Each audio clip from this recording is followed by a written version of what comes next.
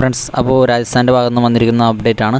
അവരുടെ Adam Zampa, leg spinner Adam Zampa മത്സരത്തിൽ നിന്നും പിന്മാറുന്നു. 2024 IPL അദ്ദേഹം ഉണ്ടാവില്ല എന്നുള്ള അപ്ഡേറ്റ്സ് ആണ് ഇപ്പോൾ വരുന്നത്. അപ്പോൾ രാജസ്ഥാൻ ഒരു തിരിച്ചടി കൂടിയാണ് അദ്ദേഹത്തിൻ്റെ ഈ ഒരു പിന്മാറ്റം. ബിഗ് ബാഷ് ലീഗിലും അതുപോലെ തന്നെ ICC പുരുഷ ഏകദിന ലോകകപ്പ് 2023 ഉൾപ്പെടെ തിരക്കേറിയുള്ള ഷെഡ്യൂളുകളായതുകൊണ്ട് കുടുംബത്തോടൊപ്പം സമയം ചെലവഴിക്കാൻ ആയിരുന്നില്ല എന്നും അദ്ദേഹം ഈ ഒരു വെളിപ്പെടുത്തലിൽ പറയുന്നുണ്ട്. അത് കാരണമാണ് താനിപ്പോൾ നാട്ടിലേക്ക് മടങ്ങുന്നത് എന്നുള്ള അപ്ഡേറ്റും അദ്ദേഹം പറയുന്നു. അപ്പോൾ കുടുംബത്തോടൊപ്പം സമയം ചെലവഴിക്കാനായിട്ട് അദ്ദേഹം IPL നിന്നും പിന്മാറുന്നു എന്നുള്ള അപ്ഡേറ്റ്സ് ആണ് ഇപ്പോൾ അറിയാൻ സാധിക്കുന്നത്. അപ്പോൾ ഈ ഒരു അപ്ഡേറ്റ് വരുന്നത് വീണ്ടും പരിക്കിൻ്റെ പിടിയിലെത്തിയിരിക്കുകയാണ്.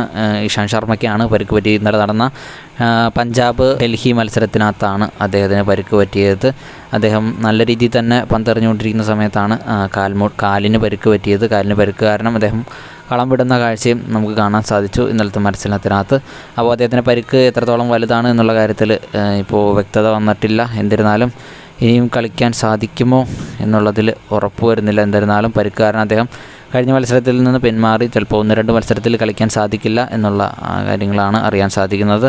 എന്നിരുന്നാലും പരിക്ക് പൂർണ്ണമായി അദ്ദേഹം വീണ്ടും തിരിച്ചു വരട്ടെ എന്ന് നമുക്ക് പ്രതീക്ഷിക്കാം. പരിക്ക് സാരമുള്ളതാവട്ടെ. അപ്പോൾ അതുപോലെ തന്നെ അദ്ദേഹത്തിൻ്റെ മികച്ച ഓവറുകൾ നമുക്ക് ഈ ഒരു മത്സരത്തിനകത്ത് കാണാൻ സാധിച്ചു.